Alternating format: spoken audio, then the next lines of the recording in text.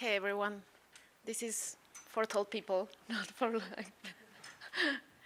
So, yeah, I want to give you a little bit of history because I don't know how much you know about Maker's evolution in the last few years. Because Maker started as a DAO, but then created a foundation to bootstrap the DAO, and now we are completely decentralized and we are like MakerDAO. So everything started 2 years ago now, when the community and some people inside the Maker Foundation were thinking about how to grow Maker without the foundation, but just like depending on the community. And this is super important for us because we need that the future of the Maker protocol is in hands of the community and decided by the Maker governance. We don't want a central point of control deciding what is going to happen with the Maker protocol. That is like the most important objective that we had at that time, and that is also super important for us right now. Actually, like we have a lot of conversations in our DAO, and sometimes someone, like maybe a new person, comes with an idea of why don't we create a foundation, because that would make things so much easier. And we're like, no, we can't go back there. Like, that's not what we want to do. Our roadmap is complete decentralization, and we know it's hard, it's challenging, but that's what we want to do, because that's like the initial ethos of the protocol. That's why the protocol was called MakerDAO in the beginning. So everything started like that, and thanks to that vision, we are now organized by core units. A core unit is just like a sub-DAO, as other DAOs called, or a group of people that wants to help and provide services to the protocol in some way. Every core unit has a mandate, has to present that mandate to the Maker governance, to the Maker community, and inside the mandate, I have to say, okay, I want to do this, and to achieve that objective, I need all these resources. So then the Maker community starts like discussing that idea, and then it starts the governance cycle, and the Maker holders decide if they want you in, or maybe you need to work more in your proposal.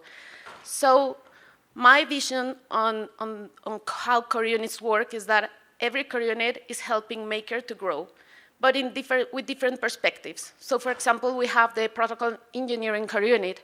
They are creating new services for the protocol. They are developing new things on the protocol. They're helping to grow the protocol from the smart contracts perspective.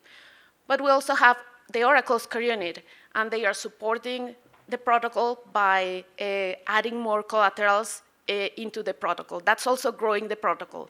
New collaterals help us to increase the supply and help us to like have a more integrated ecosystem with other crypto projects that exist around.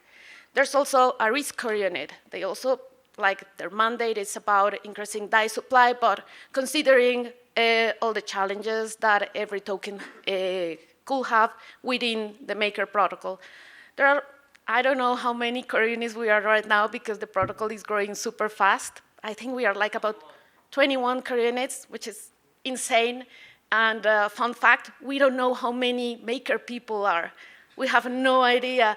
We think it's about 100 and something because that's the number of people in our Discord channel, but we don't know. And we like it that way because we don't care about that. We care about growing the Maker protocol. And there is us. I didn't mention other core units because like we are a lot now, and I just wanted to make it simpler for you. And then it's growth, the growth core unit. So part of the business development team in the foundation, we decided, like, we love Maker. We are super in love of Maker. We decided we wanted to continue helping the protocol to grow from the business development perspective. So we created the growth core unit, and our mandate is to help the protocol to increase DAI supply and demand with the ecosystem. So we care a lot about our partners and projects and how the ecosystem can help Maker to grow and how we can help the ecosystem to grow at the same time. So now I'm going to talk a little bit more about the growth core unit. So what's our strategy? And I think this is super important. Yes, we are a DAO, but we also need structures. And probably the DAO is chaotic, and that's good. But inside every core unit, I think every core unit has to have like a clear strategy on how they are going to achieve that mandate that we said, that we promised to the maker community. So understanding that what we care about is DAI supply and demand, we are super focused on how we are going to achieve that, or how we're going to increase supply in the Maker protocol by having more collaterals, but good collaterals for the protocol, because you all know that we are super conservative.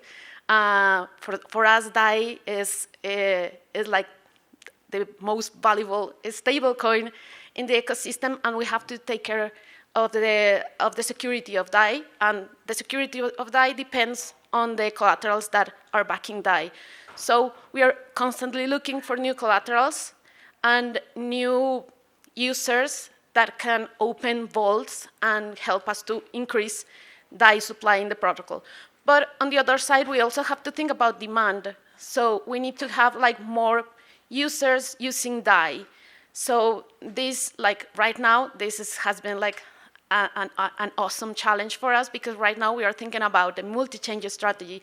How are we going to like grow not just on mainnet with all the challenges that it has because of the gas fees and all, you know, but also how we are going to like have DAI everywhere, not just like in layer 2, but why not Solana or other networks. So that's part of our strategy. And with that strategy in mind, we organized the team.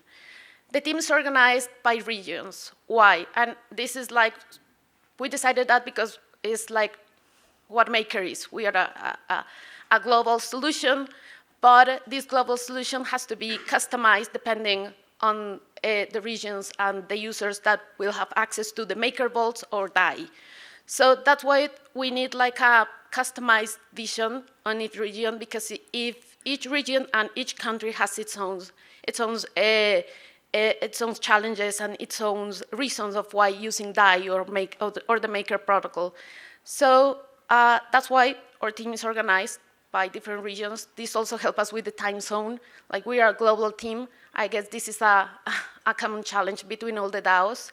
It's crazy organizing a call, because we have people in South Korea, we have people in Dubai, we have people in Europe, we have people in the US, we have people in Latin America. So it's crazy. The time zone, it's crazy thing. But we all are super flexible with that, because we want we love the protocol again. That's like the common thing that you will find in all the Maker people. Like the other day, we were joking and we were saying that probably Maker is a toxic relationship, because it doesn't matter what happens, we are there for the protocol. But also we have to have experts on the different verticals that we identify that are important for Maker. So CeFi, DeFi, gamings, and NFTs. We are working on how to bring NFTs to the protocol, so stay tuned. And also things that are important for us. There are 2 initiatives that will help the protocol to increase DAI supply, that is institutional vaults and the real-world assets. So we have the strategy, we have the team, but now we need the people inside that team. And what we always look is for people with a MakerDAO mindset. What is that? Payments in DAI. We don't touch fiat. Payments in DAI all the time, because of course, why not? That is important for us, because that helps the team to understand what the DAI users need. And that helps us also to think about, okay, what partnerships we need. What's my dream? If I'm getting my salary in DAI, what do I need now? I need to convert that into fiat sometimes to pay for something. So how I'm going to develop that use case. And if we get the solution for ourselves, we are getting the solution for all the users, which is great. The incentives of the team has to be aligned with the strategy. If our strategy right now says that we need to increase DAI supply, then we have to think on how to find more users that are putting their collateral, their ETH into Maker to mint more DAI. And that's why we created this solution that we call institutional vaults, that is just like different terms for users that want to open a vault of a minimum of 200 million DAI. So how are we going to approach these users? What are we going to offer to them? Why they are opening a vault in Maker and not using another lending protocol? So this is all the things that we need to understand. And the team, of course, because it's like a huge challenge for us, to convince all these crypto users to come to Maker. So we are looking on ways to incentivize the growth team so they can be focused on bring more institutional vaults to the protocol and help the protocol to grow in DAI supply. We are contributors of the Maker protocol. There are no employees in the Maker protocol. This is important because we are there because we want to be there. If we want to work in another protocol, at least the contributors of the core unit, they can do that. It's okay. You are just focused on your objectives as a contributor. You don't have to think about, I have to work from 9 to 6. I have to have these days for vacations. That's not something we care about. We care about what you do. And well, it is the last point, but proof of work. We don't care about who you are. We care about what you do. So usually when someone wants to join the team,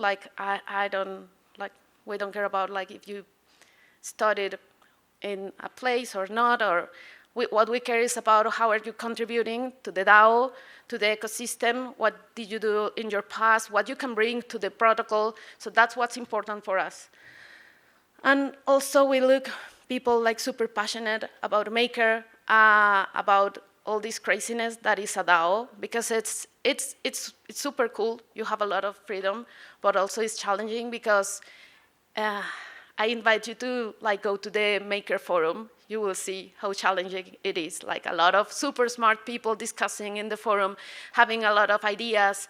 We don't have the answers of a lot of things. For example, just recently, we start to think about how we can improve the way of when we offboard a core unit. Because onboarding, it's important, but offboarding, it's also important, and we have to think about the best process for all. And I'm not talking just about core units, also collaterals. Onboarding, it's important, but what happens when we decide to offboard the collateral? So all of these are questions that we don't have the answers. We are creating the answers, and if you're interested, you are welcome to join the Maker community and help us to create solutions for that. And that's why we need self-started people. We don't know what we have to do. We just start doing and start thinking, and we all know that the main objective is to help Maker to grow. So the growth core unit was created last year on April, I don't know. And since then, these have been our results. We are super focused on closing integrations because, again, our mandate is to help to increase DAI supply and demand, and we do that through our partners. So we are super focused, and our metrics are around how many integrations we are closing every quarter and how many activations. We call activations, marketing activations, is when we help our partners to create a campaign around DAI, but helping them to grow. In this case, and this is super interesting, we are looking for a win-win situation where Maker will have more DAI users because of this partner that integrated DAI, but we are helping that partner, that protocol, to grow as well because we are creating a new use case that will help them to attract more people to that protocol. So that's important for us. For me, the things that caused more impact in the protocol was the creation of this thing I just explained to you, the institutional vaults. Thanks to that, we created more than 1.5 billion DAI. So of course, it's not just growth core unit, but because you can work by yourself in a DAO, you need to cooperate with other core units. But this was just one of the initiatives that we were leading, and thanks to that, like we brought that to the protocol. And also we help with new collaterals on the PSM. The PSM is a model where we include other stable coins as collaterals, but in a 1-to-1 ratio. And we thought, okay, if we are including these new stable coins, maybe we should like think about a long-term agreement with them where we can find this win-win situation. So that's what we are doing, and thanks to that, well, that help us to create 500 million DAI in the protocol. So lessons learned. First, coordination is key, not just in your core unit or sub-DAO, but in the DAO. Coordination is the most important thing because, again, you can't do things by yourself. You need other people. And that's like what I like the most about working in a DAO. We have like people from different backgrounds, different time zones, different people. So we need to coordinate with them to like start doing things. We are humans, and we are super used to the online world. Like I spend all my time in front of this computer, on Discord, on Twitter, on a Zoom call, and all of that. But we need to go to real life every so often. That's super important because we need to like have this human connection with all others. And sometimes we forgot about that. And I think because of COVID, we really forgot about that. But it's super important. So if you work in a DAO, try to like, I don't know, hang out with your people in an offsite, not just your core unit. That was an experiment we did just recently. We organized an offsite. Usually teams have these offsites just within their teams, but we thought we are a DAO. We need people from the DAO. So we invited other people from other core units and the community to our offsite, and that was great because we learned a lot. That was great. We need to attract more diverse and talented people. I think we are in a very closed environment. Like I have been working for Maker for the last 4 years, so I have been in crypto for the last 5 years or so, and crypto environment is super closed. And what I see is happening now that we are getting a lot of attention of people from the traditional world, and that is awesome. We need to attract that talent because they will help us to really grow and create an impact on what we are doing. And that is my next challenge, and that is what I want to do next within Maker and the growth core unit. I want to like have people that's not crypto native because I want to convert them using Maker as an excuse because they will receive payments in DAI, so that's good. Scalable, we need to scale, we need to grow, but we can't. I'm talking about growth core unit or the growth sub-DAO. We can grow and convert ourselves into a big company. That will be crazy because then we will be the next foundation and we don't want that. So we have to like always think about it. We have to like just maintain a small team, and if we see the need to have another team, we can incubate that team, and they could be a separate core unit. So we need to grow, but in a decentralized way. That's super important for a DAO. And last thing is burnout is real because we are always working because we're passionate about what we do.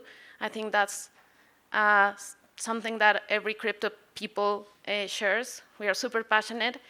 So we have to take care of our DAO, like, because again, we are people, and yeah, sometimes people don't know when to disconnect, so we have to help them, like, dude, you have to take time off because this is not working.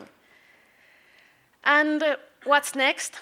Well, we are scaling the growth core unit by incubating a new team. So right now, the MakerDAO doesn't have a marketing core unit, which is crazy because this is another of the crazy things of the DAO. I don't know if you went to the Maker party on Wednesday. we organized that party as a DAO because we don't have one team that organizes parties. So there were people from different core units, people from the community, I don't know, like a bunch of people that wanted to have a great party, and that's what we did. There's no team responsible of doing that, so as a DAO, we find the solution and we execute it. We right now, as a growth team, and Maker, we know that we need a marketing core unit. We don't want to grow the team and have a marketing team, so we are going to incubate that core unit. I don't know what will happen with that. I will tell you in the next Denver how it went, because this is all new, so we'll see. We have to improve our internal processes because we need to be more and more transparent. As a DAO, transparency is key. And we also have to take better decisions by having more information. And that is just possible if you improve your internal processes. And we want to help Maker to grow with these strategic initiatives, real-world assets, institutional vaults, and the multi-chain strategy that you will learn more about it in the next months, I hope. And yeah, that's it. I invite you to follow us on Twitter if you want to know more about Maker Growth. We have a Twitter account, Maker Growth. And also in the forum, I'm always posting updates about what we are doing. So if you want to know what a growth team should do for a DAO, you can just take a look on our updates. I'm also available if you have any questions. If you are thinking about how to help your DAO to grow, just DM me and I can help you on that. Thank you, everyone.